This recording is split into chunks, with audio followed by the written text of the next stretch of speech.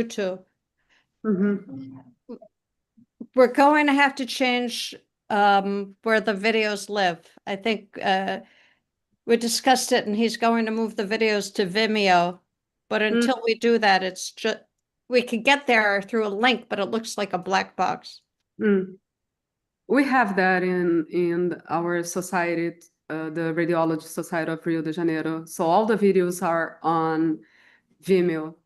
Right. I mean, on Vimeo?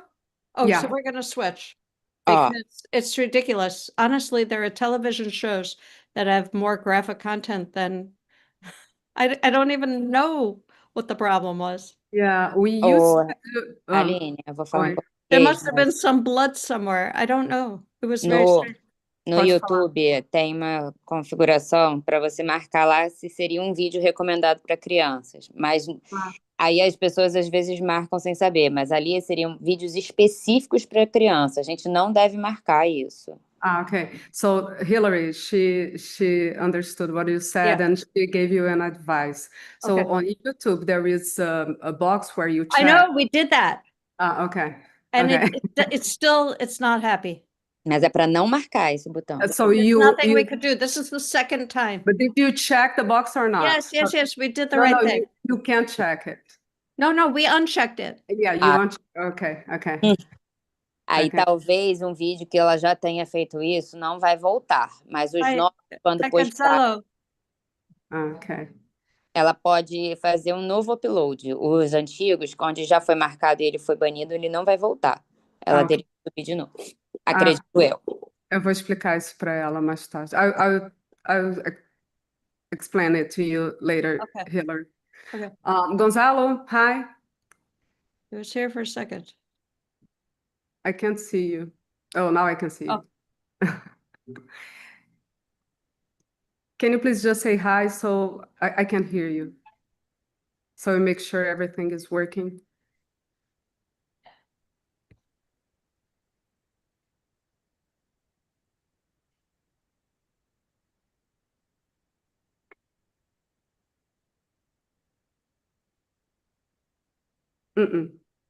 Can't hear you.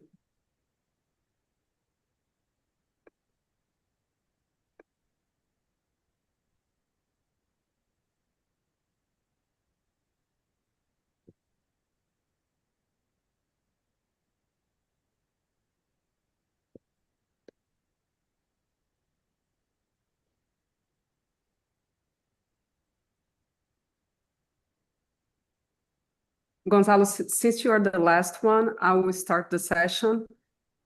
And okay. We can't hear you. Okay, it's 2:02 in Brazil. Good afternoon, good evening, good morning. Hello, everyone, and thank you all for joining us today. It's a great pleasure to have you here after the summer in North America and the winter here in South America. On behalf of the Radiology Society of Rio de Janeiro and OCAD, it's a pleasure to welcome you and thank you for being here. My name is Aline Serfati, and I'm honored to co-host this session alongside Dr. Hilary Humans, who has been coordinating and moderating this series with me since 2021, right, Hilary? Yes, it's a very long time. Yeah, our guest speakers today are Doctors Renata Leão, in Portuguese, Renata in English, Frederico Miranda, and Gonzalo Belmar. Together, they will present a series of interesting cases highlighting the most relevant imaging findings and providing a literature review to enrich the discussion. And at the end, we will have a Q&A session. If you have questions at any time during the presentations, please put them in the chat box, and at the end, the speakers will answer them. Today's presentations will be recorded and available on demand on the OCAD website, which is ocadmsk.com, as well as on the YouTube channel of the Radiology Society of Rio de Janeiro. It's my great pleasure to introduce our first speaker today. Dr. Frederico Miranda is a board-certified musculoskeletal radiologist with over 15 years of experience at Hospital Israelita Albert Einstein and Aliança Saúde. He completed a clinical fellowship in MSK radiology at the Instituto Israelita Albert Einstein de Ensino e Pesquisa, where he also coordinates the institution's postgraduate course in MSK radiology. Dr. Miranda has extensive expertise in diagnosing a broad range of MSK conditions and injuries, and since 2020, he has overseen shift scheduling for a team of more than 40 MSK radiologists at Hospital Albert Einstein. He's passionate about medical education. He has mentored numerous residents and fellows, helping train the next generation of radiologists. Please, Frederico, take it away.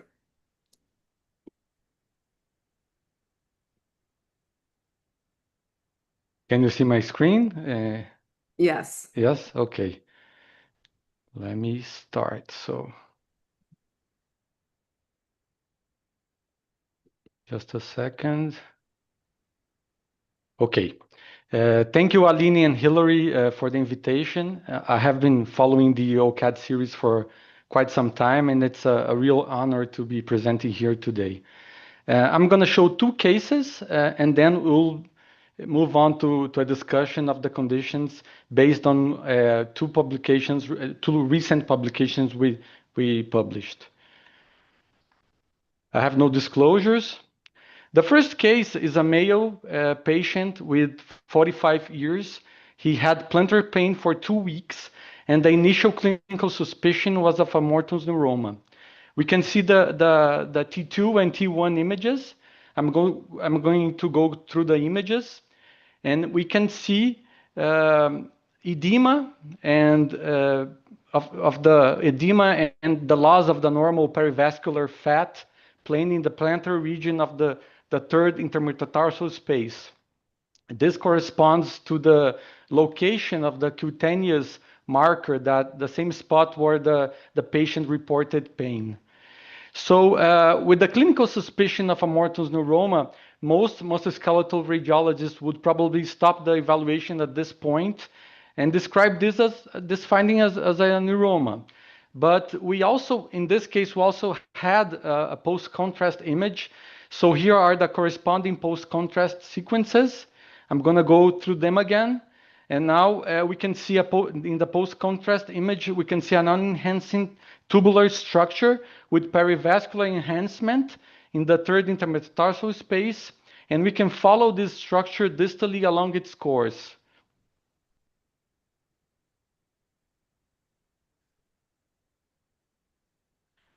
Here, additionally, we have sagittal images, again showing the non-enhancing tubular structure with perivascular enhancement, and this is a classic appearance of a plantar vein thrombosis. This patient was treated for a thrombosis, and a follow-up MRI was done 8 months later that showed complete resolution of the thrombus. The second case is a 39-year-old male patient with plantar foot pain for 3 days, and initially he was suspected to have a plantar fasciitis. MRI shows a venous enlargement with intraluminal filling defect in the metatarsal veins, once again consistent with a plantar vein thrombosis. As we move more proximally, we can see the same findings involving the plantar venous arc, and also in the plantar lateral vein, which appears markedly enlarged with enhancing perivascular planes also. He also did an ankle MRI that showed the same findings in the region of the plantar venous arc and the lateral plantar vein, also seen here. And he was further evaluated with ultrasound, which demonstrated an echogenic material inside the vein, loss of compressibility, and absence of flow on Doppler imaging. So this was also a plantar vein thrombosis. This patient, 2 years later, he developed a thrombosis in the right ankle. I showed you before the left ankle. He had a thrombosis in the other ankle 2 years later, also in the lateral plantar vein. And he had no coagulation disorders. And he reported only playing tennis for 2 to 3 times a week, in addition to regular aerobic exercise. So I'm going to discuss plantar vein thrombosis. This presentation is based on these 3 articles. The first article we published was in 2012. We had 20 patients at the time. And last year we published 2 more articles. This one is a review article, and this one is an original article with 112 patients.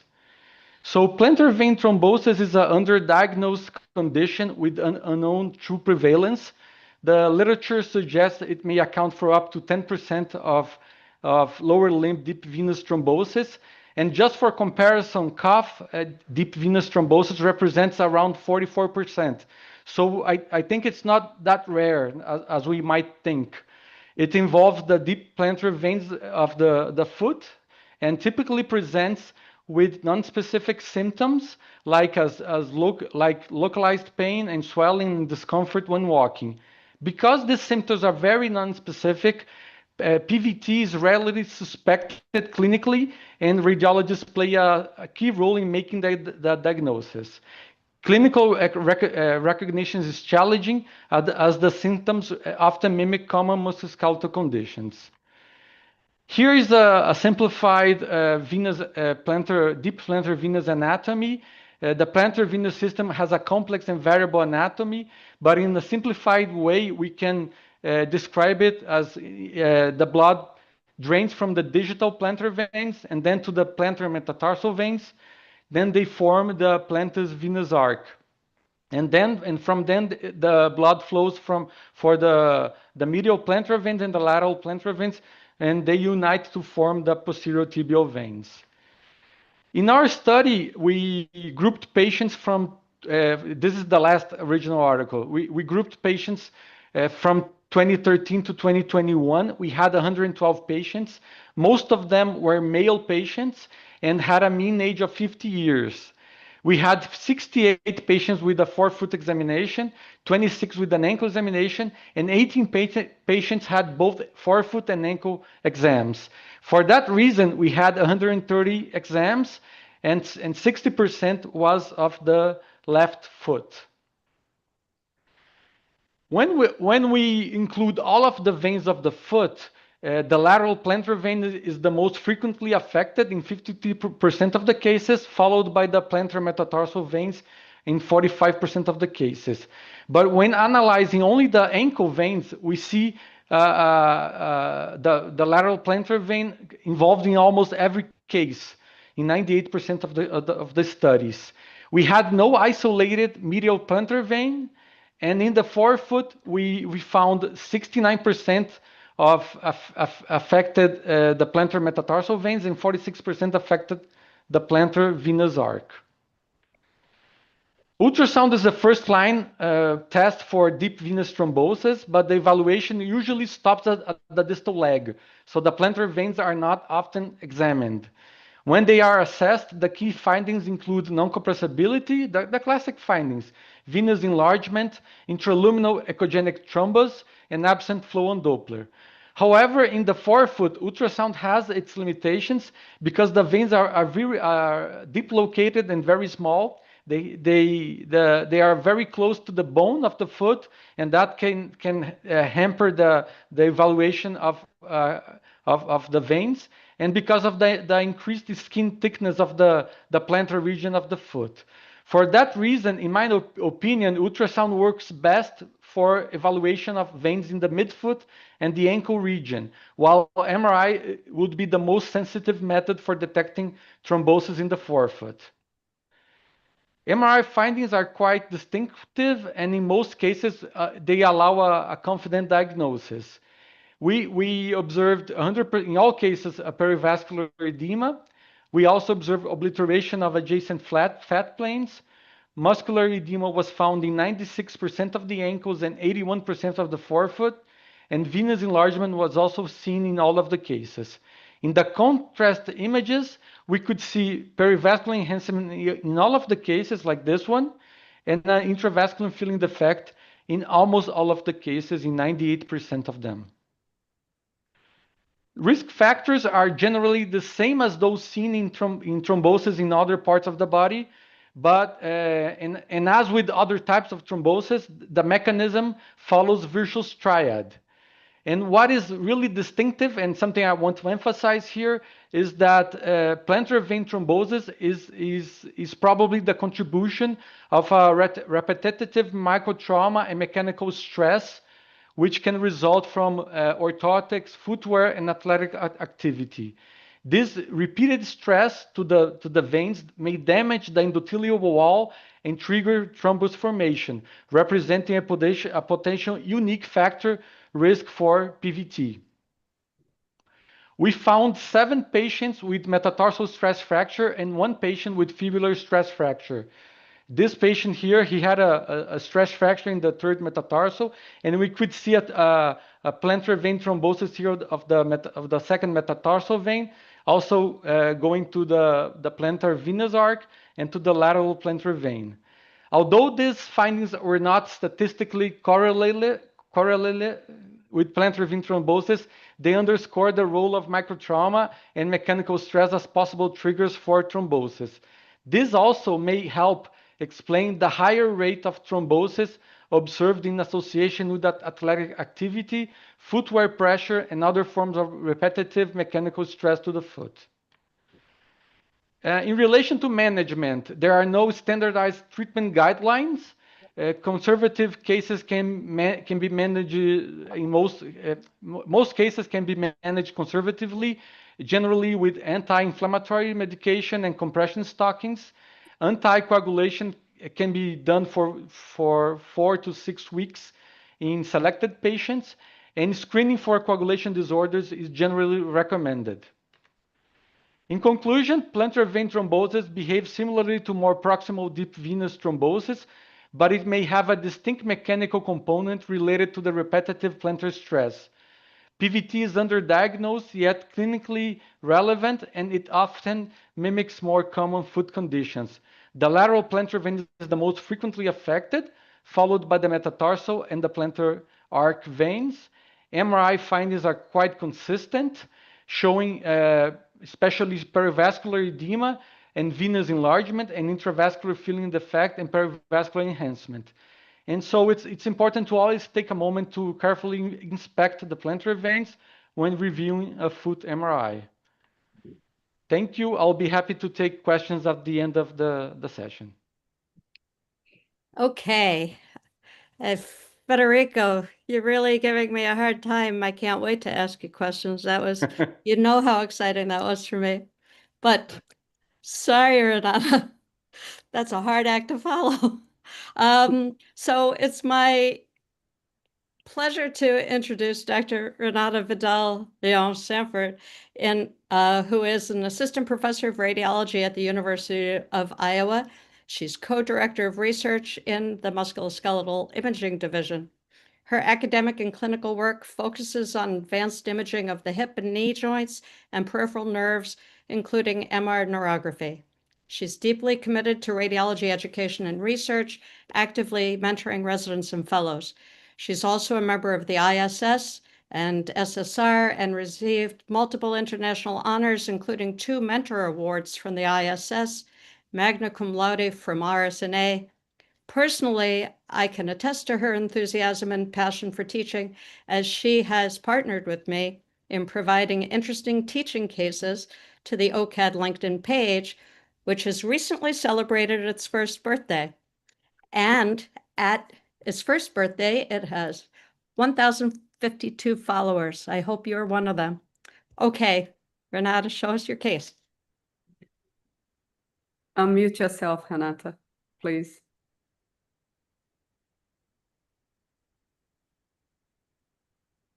Let me unmute first. Thank you, Hilary, for the kind introduction. I'm having a lot of fun doing the LinkedIn cases with you and also learning a lot. So thank you. Okay, you can see my screen, right? Yes. Okay, so this is my first case. I'll just start with this 46-year-old woman. She presented with persistent pain and numbness between the 1st and 2nd toes following a penetrating injury from a knife that fell into the dorsum of her foot. So she did have some stitches at this time, but after a few weeks, she was still having a lot of pain and numbness. So they just decided to get an MRI and see what's actually going on. So this is the ankle MRI. This is a sagittal T2. And we're gonna see here how right in this area where she had the stitches, we see some skin retractions, we see a lot of soft tissue edema, and as we go further, we see this kind of very small cystic-like structure with some maybe dark rim with low tissue signal. And that's pretty much it for the sagittals. At this point, we're thinking maybe hematoma, maybe some complicated ganglion cysts. Now we're following here in the short axis images as well. We see the neurovascular bundle from the dorsalis pedis artery. And again, we see that small cystic structure. I think we see it better here, how we have this kind of dark peripheral rim on tissue. And just following back, we see how this structure is kind of in continuity or in close relationship, at least with the neurovascular bundle from the dorsalis pedis artery. So we just decided to take a better look on ultrasound. We thought it could be hematoma, it could be some kind of vascular injury. She was very symptomatic, so we really wanted to evaluate a little bit better. So we did ultrasound. This is the short axis view. We have here the artery again, the adjacent veins. We have now the long axis of the artery, and you see how we can see that structure. It's kind of hypoechoic, lobulated. We see again the proximity of that with the walls of the dorsalis pedis artery. So again, here we checked how was the flow within the artery. It was fine. Also distal to that point, it was okay. And again, here back to the short axis, we can see again the artery. And as we follow, we see this kind of small neck connecting the artery towards this cystic structure here. And I think we are all now starting to think about what this could be. So we just use the Doppler images now, where we could see the flow within the artery with this kind of bidirectional turbulent appearance, just kind of filling the cystic structure that we talked about as we see here. So I think by now we all know that this is probably a pseudoaneurysm that we were really unaware of at the time of the MRI. But remember how this patient had a lot of numbness between the first and second toe. So we were also trying to look for any associated neural injuries. So we tracked the deep peroneal nerve, which is right here. And as we try to follow it also distally, we still see it here. We are going like from proximal to distal. We see the nerve here again, but at the most distal aspect, we kind of lose it. It's hard to see it. And we try to elongate and look at the longitudinal axis now. And we're gonna finally see how the nerve has this kind of complete transection. And we have this neurotmesis of the deep peroneal nerve. We see here the distal and the proximal nerve stumps. So this is the final diagnosis for this patient. So again, the images on the MRI, cystic-like structure really close to the artery, but still unclear what we are looking at. And then finally, on the high-frequency ultrasound, we could see those both really clinically relevant diagnoses that she had, which is the pseudoaneurysm from the pedialis artery, and also an associated injury with a neurotmesis of the deep peroneal nerve. This is a second case. It's not really related to the first one, but there are some things I want to highlight in both cases, so hopefully it will make sense. So this is a 34-year-old female. She had a 3-year history of paresthesia and pain on the tena region of her hand, and no trauma, no surgery. So with this history, they were primarily considering some kind of carpal tunnel syndrome, some median neuropathy. And they did MRI first, and we see here how the median nerve looks unremarkable. I mean, we see some fascicular pattern preserved, some preserved perineural fat also. So nothing really striking here. We did then ultrasound, which was done by Marcos Felipe, great radiologist and sonographer. So he provided me those images. And we can see here the medial nerve, again, looks unremarkable in my opinion. And I just want to highlight here, you see this is the flexor radialis carpi tendon, and in the area between those two structures, we will discuss, and this is the cutaneous palmar nerve. So we see this is a very tiny structure, but as we follow it distally, it just becomes really thickened, hypoechoic, and especially when it pierces this fascia right here. So this is probably a cutaneous palmar branch neuropathy of this very tiny nerve, which is a branch of the medial nerve, and we see it again right here. And so those are just comparative images of the affected site with the nerve really thickened, hypoechoic, the median nerve right here. And on the contralateral side, we could see, again, the median nerve, and this time the very tiny and normal appearing palmar branch of the median nerve, which usually looks like this and is really hard to see on ultrasound, especially if you're not using those high frequency transducers. So this last case is very similar to the second one. So this is a 50-year-old female. She had a 2-year history of pain, of numbness in the thenar region of the hand as well, just like the second case. But in this case, she did have a prior carpal tunnel release, and she just had persistent symptoms that did not improve. And this is, again, ultrasound images, short axis here, transverse images. We have the medial nerve. Again, I'm going to highlight here the flexor radialis carpi tendon, just because this is a good landmark for us to localize the very tiny palmar cutaneous branch of the medial nerve. And as we go distally, we see how it again becomes really thickened, hypoechoic, some loss of the fascicular pattern. And again, we see here this is a longitudinal image. So what we're looking here is the flexor tendons, the medial nerve. You see some hypoechoic, ill-defined area right here, which is probably just scarring from the prior surgery, from the prior carpal tunnel release. And it's really close to the palmar branch of the nerve right here. So we assumed in this case, this was probably some iatrogenic injury to the palmar cutaneous branch, maybe even with a tiny neuroma as we see here. So this is now a kind of a recognized complication following carpal tunnel release. So every time when doing scanning those patients with persistent symptoms, we are definitely looking for this tiny branch and whether there are any abnormalities that could be the cause for their persistent symptoms.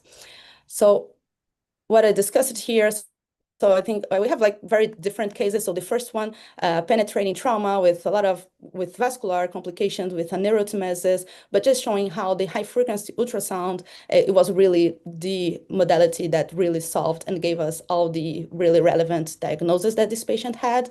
For the second and third cases, it's the same thing. We saw, especially the first patient, he even did an MRI first, but I mean, we could hallucinate that there is something here, and I don't believe it is. We could say anything here, but definitely on the ultrasound, I think we can be pretty convinced that this is probably causing trouble. This is thickened, the nerve has lost his fascicular pattern, so we can kind of give a confident diagnosis just based on the ultrasound.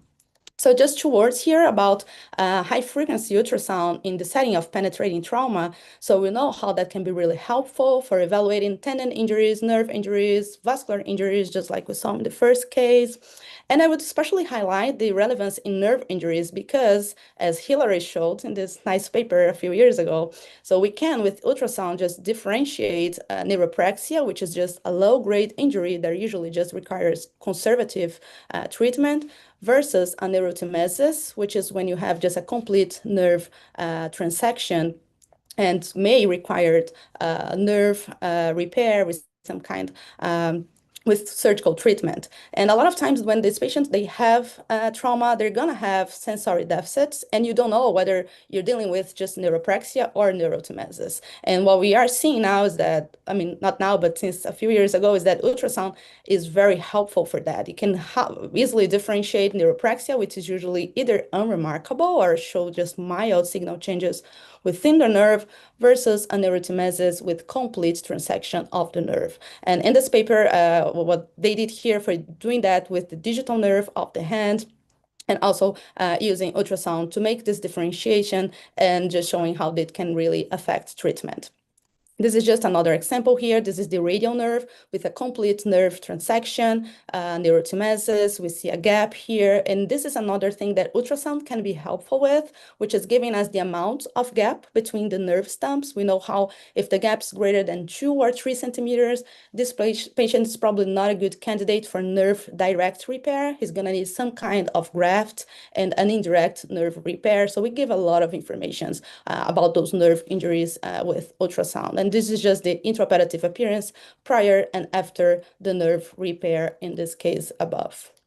So finally, for the neuropathy of the palmar cutaneous branch, which were the two cases we discussed. So again, ultrasound is really helpful here. It's a very tiny branch of the median nerve. We can see it nicely here in this image. This one is from the literature where we see again the palmar cutaneous branch that's branching from the median nerve, usually proximal to the wrist crest, about 5 centimeters.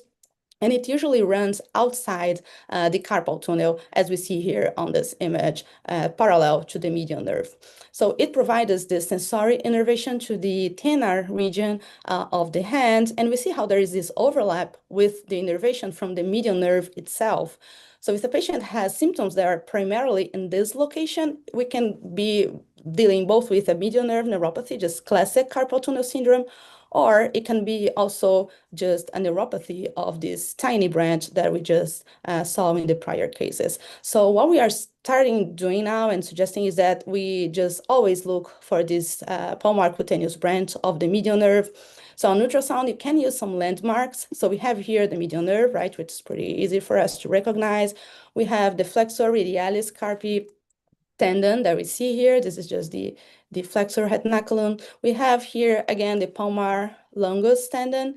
And within this area, that's where you're going to find the palmar branch of the median nerve. And it's very useful to look for that when you're scanning those patients with these specific symptoms. So you can either be dealing with an isolated neuropathy of the palmar cutaneous branch. You can be dealing with neuropathy of the median nerve with neuropathy of the palmar cutaneous branch. In this case, a lot of times during surgery, they're also going to release and do neurolysis along the palmar cutaneous branch and not only around the carpal tunnel. Or we can also have, which was our last case, which is the patient that has symptoms in the hypotenar region following a carpal tunnel release. So for those cases, they usually come to us when they are considering whether it was a failed release, whether it's an incomplete release, if they need to operate again. So it's important to look at this tiny nerve because a neuroma or some kind of injury to this nerve may be actually the cause of the persistent symptoms. So this patient does not need a revision of the carpal tunnel surgery itself. So my take-home message here, so for the first case, I think penetrating trauma to the extremities, just remember patients, if they have sensory deficits, consider high-frequency ultrasound. You know that how it can really help differentiating neuropraxia from neurotmesis, how treatment for those different conditions are, of course, going to be different, may require surgery if you have a nerve transection. So it's important to give that information in the report.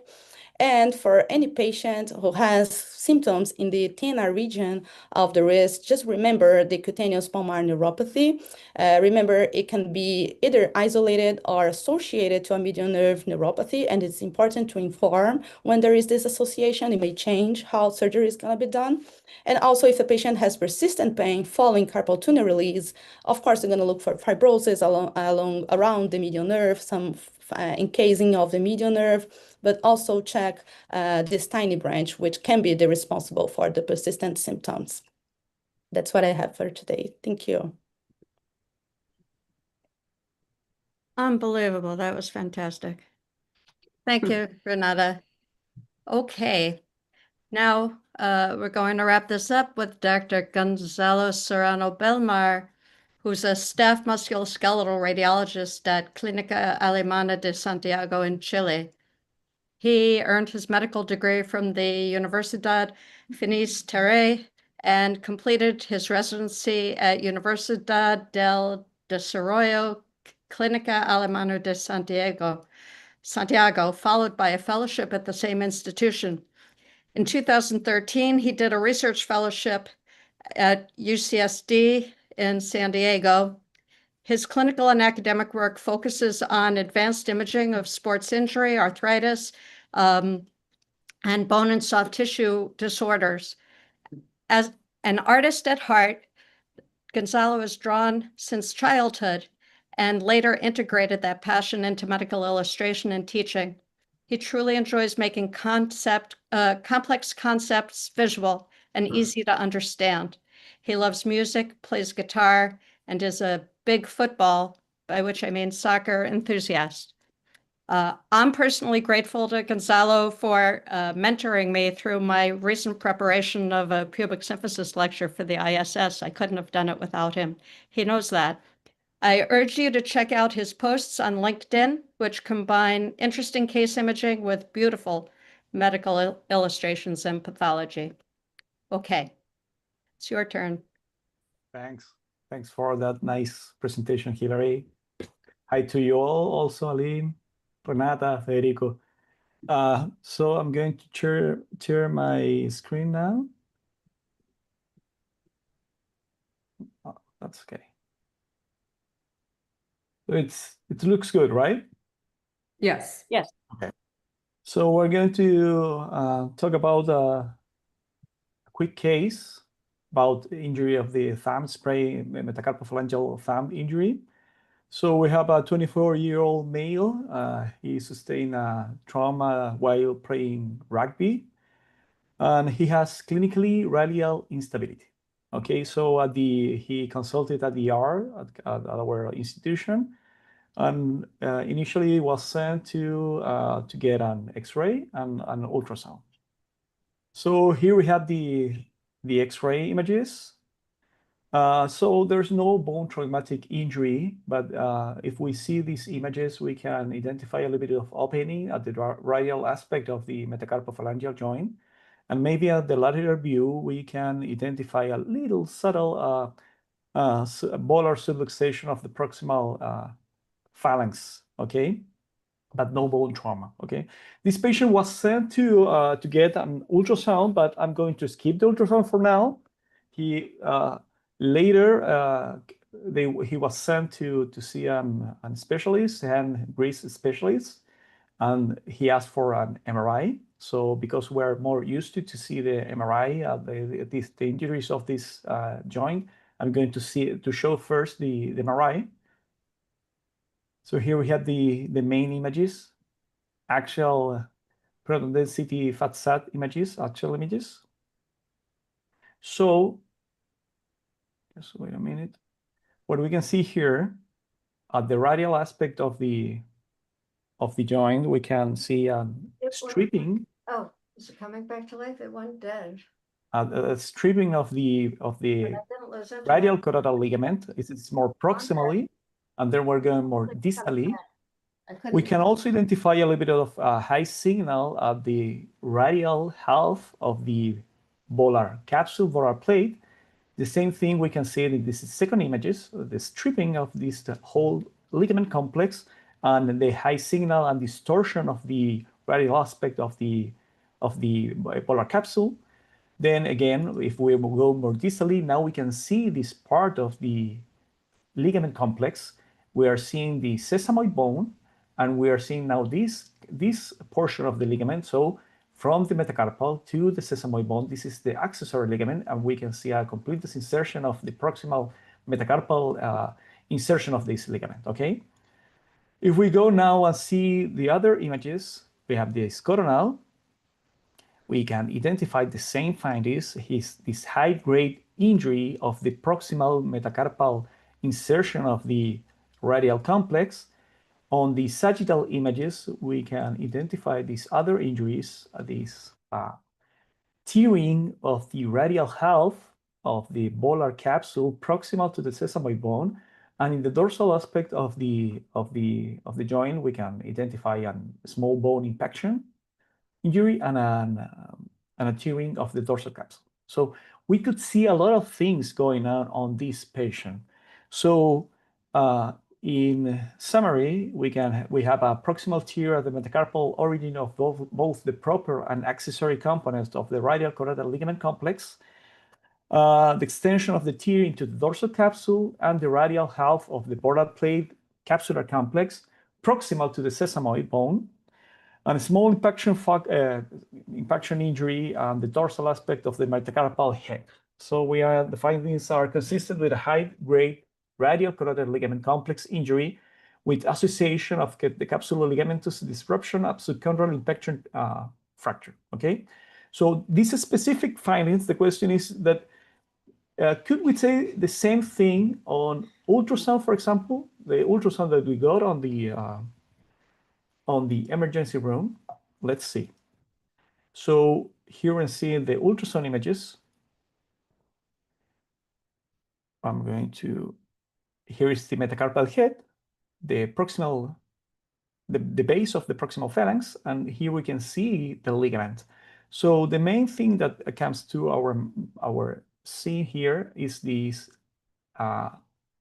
echogenic line near the insertion. So we could think that this is a small bone flick, a small bone avulsion, but it's not, okay? We're going to perform some dynamic imaging at this patient, and then we can see the separation, the stripping of the proximal insertion of the collateral ligament, in this case, the proper segment.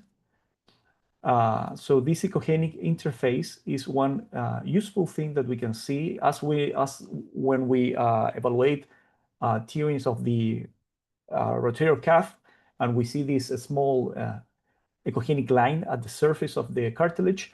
When we have a tearing of the ligament and the two portions of the ligaments are close positioned between each other, we can usually see these echogenic lines. So this is a clue. So here we have the tearing of the proper choroidal ligament. Now we can go and see the next images, the sesamoid bone, the metacarpal head, the same echogenic line. So here we have the accessory component. We can perform the same thing. Dynamic movement. And now we can see again the complete separation with leakage of intraarticular fluid. I always say that water is our best friend when we perform ultrasound exams, because we can use it to do exactly the same thing that we're seeing here. We can use it to separate the structures. So now we can see this high-grade injury of the proximal metacarpal insertion of the accessory component. If we go on, here we have the dorsal capsule and the boral capsule just proximal to the sesamoid bone. And here we can see this high-grade injury of the dorsal capsule, again with passage of fluid, intraarticular fluid into the gap. And the same here is happening here. Again, the gap perfectly seen with the ultrasound. So in summary, the findings that we saw on the ultrasound were exactly the same that we saw on the MRI. So there was a perfect correlation between these different techniques, okay? So we're going to summarize a little bit of the anatomy. I always say that the first thing to do is to win the battle of the anatomy to win the war of the pathology. So that's the first step. So when we see the metacarpophalangeal joint of the thumb, we have different structures that stabilize the joint. The polar part of the joint, we have the polar plate or the polar capsule that is a little bit different from others because we have the sesamoid bones. They have this intersesamoid ligament and there's different components of the polar capsule, the sesamoid phalangeal component, the sesamoid metacarpal component. Then we have the collateral ligaments that are pretty much the same in each side. The proper one that inserts the lateral dorsal aspect of the metacarpal head, it inserts the lateral volar aspect of the proximal phalanx. Then we have the accessory ligament that inserts near the proper ligament, but inserts distally at the sesamoid bone and the volar plate. We have that the ulnar side, the adductor muscle, that it has different components that inserts on the sesamoid bone, the volar plate, and a tubercle on the ulnar side of the base of the proximal phalanx. And in the other side, we have the flexor brevis muscle. Okay. I always like to highlight this tendon because when we see this tendon on the ulnar side, we know that proximally we have the distal insertion of the proper collateral ligament of the ulnar side. So when we see this tendon, we can find the distal insertion of the ligament, where in my experience is the most frequent site of injury. And on the other side, on the radial side, at least in my experience, the most frequent site of injury is a little bit more proximal. Usually, as we saw in the case, is at the metacarpophalangeal, metacarpal insertion, okay? So the main purpose of this case was to say that not everything is Stener injury, okay? I always joke with my orthopedic colleagues and I tell them, it seems that when you were studying thumb injuries, maybe you only went to the classes where they talk about only about the Stener injury, because independent of the injury mechanism, independent of everything, always in the exam request, they always say, please rule out Stener injury, as also happened in this case I'm showing. So we must remember that we also have a dorsal capsule, a volar capsule, volar plate, and a radial collateral ligament. So now we're going to see a little bit of the anatomy of the radial side. Here we have the radial collateral ligament is pretty much the same on the other side. We have the abductor aponeurosis. It's a little bit different, but because it covers the whole ligament. So in this side, we usually is quite infrequent to have a Stener injury. Here we can see the same thing, how the aponeurosis moves over the ligaments that it's beneath. We can have the anatomy of the accessory component, the same thing, the sesamoid bone, the metacarpal, and the accessory component. We can perfectly study it with the ultrasound. And if we're going to talk a little bit about the volar plate. If we have a pure dorsal instability of the joint, usually we can have this tearing of the ligaments of the volar plate, but also extends to the ligaments and extends usually longitudinally. So when the joint is reduced, usually the longitudinal continuity of the ligament is quite preserved, as we are seeing here. So we don't have mediolateral instability. The instability is dorsal. We must know these different patterns of injury. We can have a proximal pattern of injury, proximal to the sesamoid bones, transsesamoid through the sesamoid bone, or distal to the sesamoid bones. Here we can identify some injuries of the volar capsule, volar plate, proximal, and in between the transsesamoid extension, the sagittal images and the axial images showing the same thing. It's important to know a little bit this pattern of extension of the injury. Here we have the different components, the proper one, the accessory one, the volar plate, volar capsule, and these check ring ligaments. When you have tearing of the volar plate, if this is like a tearing piece of sheet, they can extend to different parts. So when we see these parts torn, they can extend, for example, to the collateral ligaments, or from the collateral ligaments, they can extend to the volar capsule. So we must know this pattern of injury. For example, here we can see an injury of the volar capsule proximal to the sesamoid bone, but when we're moving radially, we can see this extension through the accessory component longitudinally. If we go to the coronal images, we can see the same thing, the injury to the radial side of the volar plate, the extension linearly through the accessory component, radially and cranially. We can identify these patterns. So we must know, and when we identify this type of patterns, we can also guess the mechanism of injury that happened in this patient.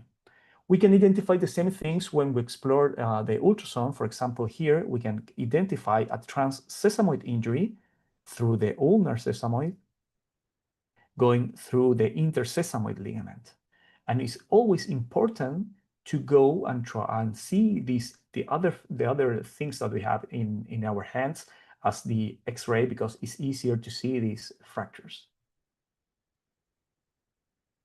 Another example, that the other one was a more subacute or chronic injury. This is a more acute, where we can see the gap, we can perform dynamic examination, and we can open this gap and see it clearly in the sagittal on the axial images, the same thing. And we can also not forget that we have a dorsal capsule. We must suspect a dorsal capsule injury when we see, for example, the X-rays, and we see some volar subluxation of the proximal phalanx. When we see that, we must suspect that maybe there's a dorsal capsule injury. So this can also extend to the dorsal side. Here another example on MRI, the same thing, the distal tearing of the ligament. We go cranially, dorsally, the extension linearly through the complex ligament, the longitude oblique extension, and these tangential images of the dorsal capsule. We can also identify the injury of the dorsal capsule. Again, the same findings. Again, in my experience, the most frequent site I see these dorsal capsule injuries is near to the metacarpal head. We can do the same thing again with the ultrasound. We can also identify these injuries. Here we can see the dorsal capsule injury with all this distortion, and we can also see the defect at the site. We can perform again dynamic imaging, and we can separate the gap. A beautiful example in MRI and ultrasound. Here we can see the longus tendon and the brevis, and we are seeing the longus tendon, and we are missing the brevis tendon. So the defect that we were seeing here is, in fact, an injury of the capsule and the extensor brevis tendon. We can identify the same thing at the MRI, static images, dynamic images with opening of the gap. And here we can see again the longus, the brevis, and we can identify how the brevis, again, here, subtly, but we are not seeing it disappears. So we could say the same thing on the ultrasound.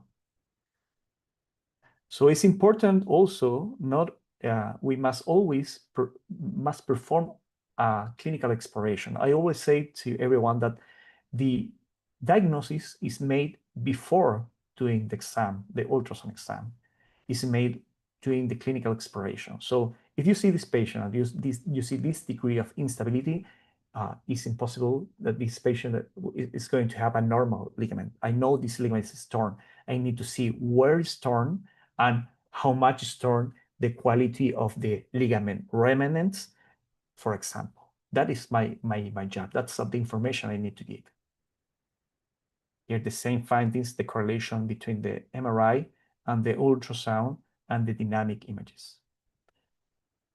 And to end this presentation, the chronic injury.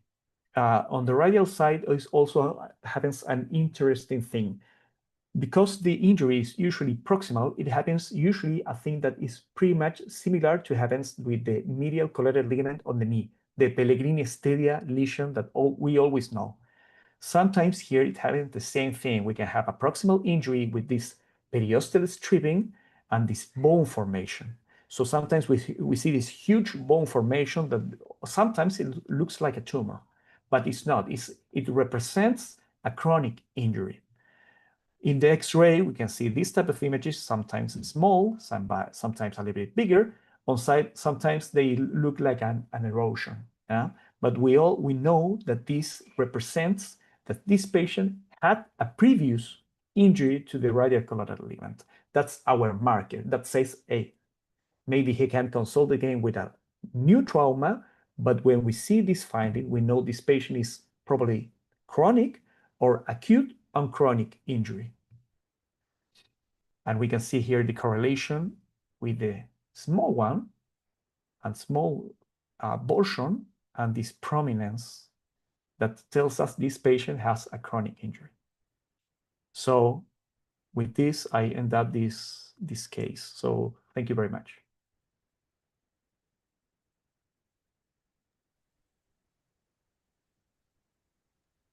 That was fantastic. Okay, where do we start, Elena? There was actually there was a comment. Awesome presentations, everyone, from Dr. Baldo. Okay. And that's the only comment in the chat box. Okay, I'm going to start with at least one question for Federico. So, I mean, I've seen the plantar vein thrombosis, usually the plantar thrombosis in the hind and the midfoot, but I've never made the diagnosis in the forefoot. And your series, you had quite a few, so I'm afraid that I've been missing them. I missed the history of the symptoms in the forefoot case. Federico? It's because no, I listened to Well, the how question. acute was it? That's my question. The first one you say? Yeah. Let me go back. I don't remember. Let me see. But It's because it's a plantar pain for 2 weeks. That's the 2 weeks. information. Okay, so Yeah. we all know that neuroma pain is usually not that acute. Uh-huh. And, certainly not acute and severe. I imagine that the symptoms, even though you say they're nonspecific, the temporal, presentation might suggest it. But I mean, are you routinely giving contrast in your forefoot MRIs? I think maybe you are, because I've seen cases from your institution, and I think you might do that routinely, because without the contrast, I think even I might diagnose that as a neuroma. It's deep to the transverse ligament where the neuroma should live. I mean, the degree of bright signal is unusual for a neuroma, but the location's right. I mean, I don't know that I would have gotten to recommend contrast. So how should I avoid missing this diagnosis if we don't routinely give contrast? Well, we first of all, we do give contrast to all of our forefoot examinations. I think the ideal scenario would be to look at the exam in the scanner and decide if you want to inject or not. But we do a lot of exams daily, and we can't look at all the exams. So we inject in all forefoot. Okay.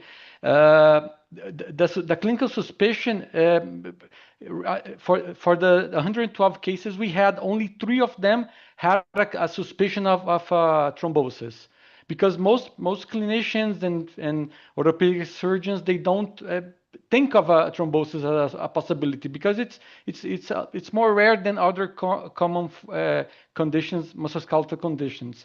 So I agree with you, because 2 weeks is not so much time for a neuroma, but that was the suspicion that he wrote in the request. So that's what I wanted to inform.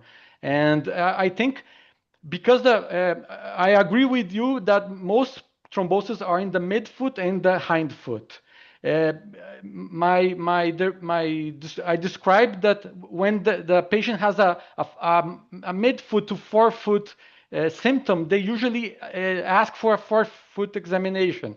So you're going to see the thrombosis in the forefoot, in the forefoot examination. But if you make if we make a ankle examination with a little wider, a little bigger field of view, you'll see the thrombosis in the proximal metatarsal veins. So that's something you have to account to. But it's a difficult situation. So you talked about the difficulty of ultrasound in the forefoot thrombosis. Did you actually try it? Because I find it hard to believe that we would miss that. It's especially hard when the vein is the thrombosis is distally in the metatarsal vein, close to the intermetatarsal space. It depends on the foot of the patient too, but you lose the compressibility. So that's my last question, because I visited Brazil. I was in Rio. I was actually also at your hospital, but Yes. at least in Rio, what struck me is everybody's playing sports, but they're not just playing sports. They're playing it barefoot. If there's a sport in the United States, they play it barefoot in Brazil. So I'm not sure that it's so much about the footwear. It might be about the absence of footwear and the repetitive trauma, but that may not be true in Sao Paulo. But it seems to me you probably have a higher incidence of this in Brazil, and probably everywhere in the world where they play the real football. But I don't know. Okay. I want to make a comment about the case. Yeah, the venous thrombosis is the most popular one. It's not that frequent, but it's the most popular one. But we must not forget that there's also an artery, okay? And sometimes you can also have thrombosis of the artery. I have a couple of cases, and you can miss it with enlargement of the nerve. It looks quite similar. So it's another thing we must have in mind, the artery. Sometimes we can have thrombosis. And in our institution, we also perform our MRIs with contrast. Usually when the patients are sent for mortal neuroma, we usually use contrast. And to be honest, I like it, because not only for the neuroma. For the neuroma, I don't need to see I don't need usually the contrast. But when you have, for example, other things associated, the differential diagnosis, for example, overload of the metatarsophalangeal joints, at the beginning you can have capsulitis, and for the capsulitis, it's easier to see with the contrast.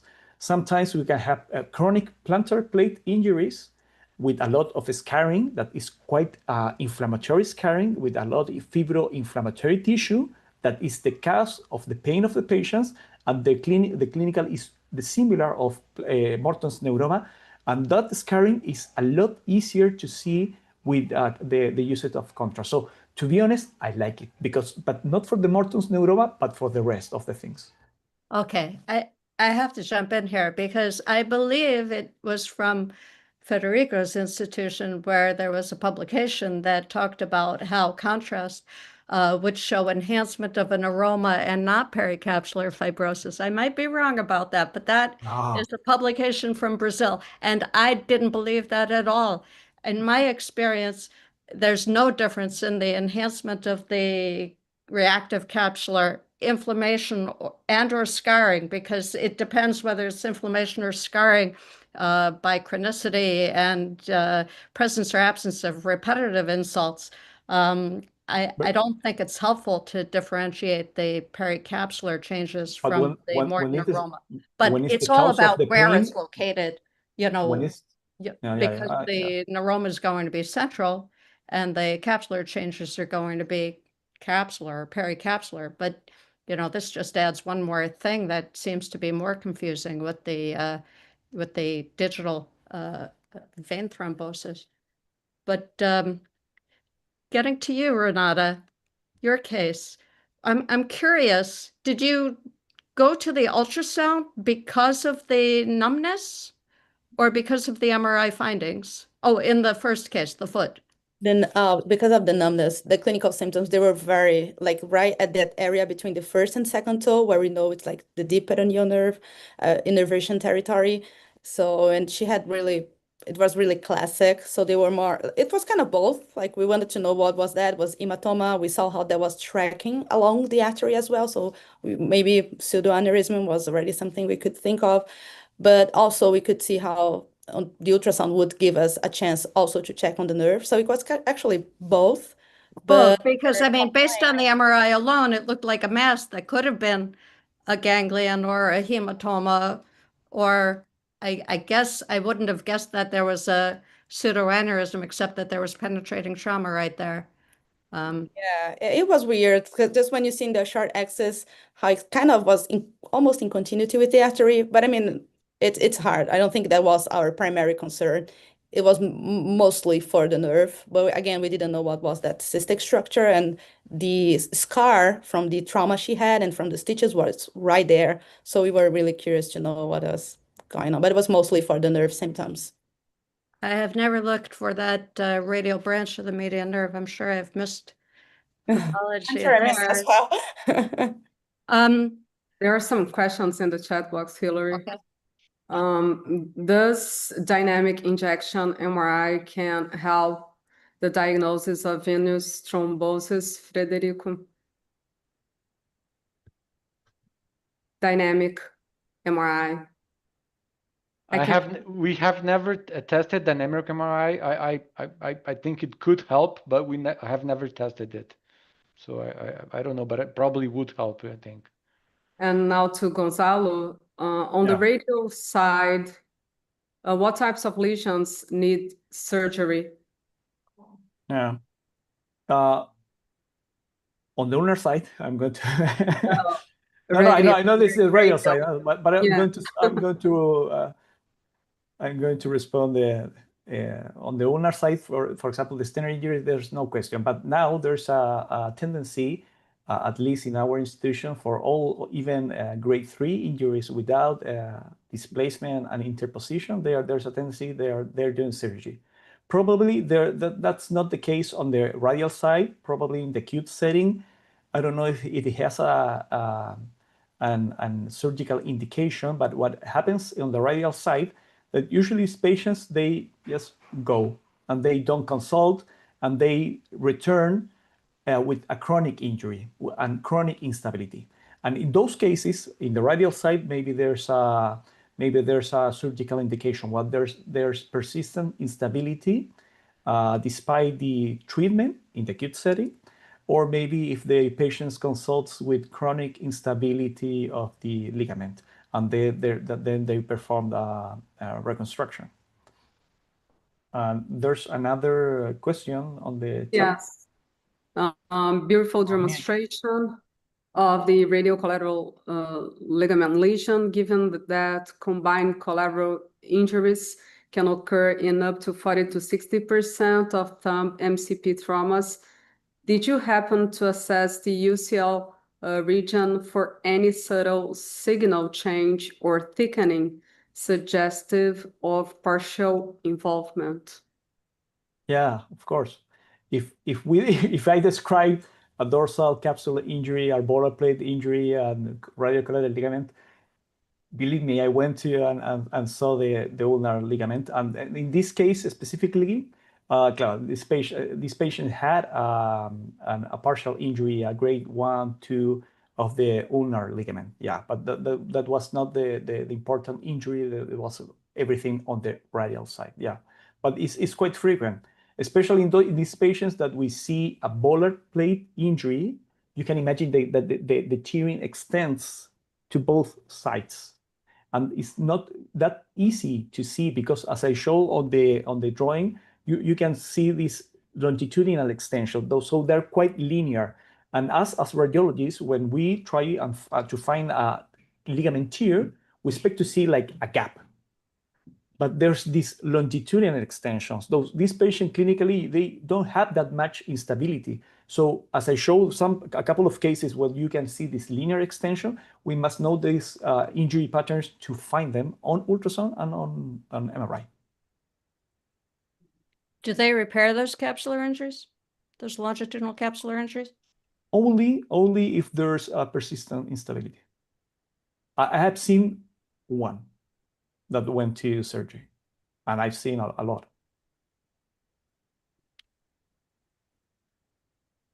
There are no more questions, Hillary, here. So I'm just curious, the ultrasound, I mean, I would think that ultrasound would be superior for the superficial structures in a small body part. I mean, why do the MRI? Gonzalo, in the thumb. Oh, no. In this case, this patient had the reason why he got the MRI was because he was going to get surgery. So sometimes the orthopedic surgeons, he likes to, when he wants to plan, in the planning, he likes to have the MRI. But that was the reason, because everything we said on the ultrasound was the same thing. Pretty much the report was the same in between both. I'm going to send you, Hillary, an image of the plantar plate injury with capsular inflammation. Yeah, on WhatsApp. No, I mean, I understand this, but I mean, in fact, you might be you make your mind if you might be the too contrast young help. to know that I published a paper a long time ago saying that every mass in the interspace is not a neuroma, right? I introduced the concept of pericapsular fibrosis, which, by the way, Tanya Mann at Sao Paulo, has published that it's actually more common to have pericapsular fibrosis with or without an identifiable plantar plate tear than an actual neuroma. Yeah. So we overdiagnose neuromas for Yes, sure. I see a lot. I have a good relationship with my colleagues from foot and ankle orthopedic surgeons. So they send me a lot of patients with Morton's neuroma, and we see a lot of injuries, chronic injury of the plantar plate is quite frequent, and the clinical presentation is sometimes the same as Morton's neuroma, the same. It can be very difficult. So you see these findings, and I always say my best friend is fluid, and the second one is my finger. Yeah, so but the you problem is use when your they're finger chronic. and you can press, and the clinical is that's what's bothering the patients. Yeah. Right. Any more questions? Okay, thank you all for joining us today. Our next session is scheduled for November 7th. Mark your calendars and we'll see you then. Bye-bye. Thanks, everyone. Thanks. See you. Bye bye.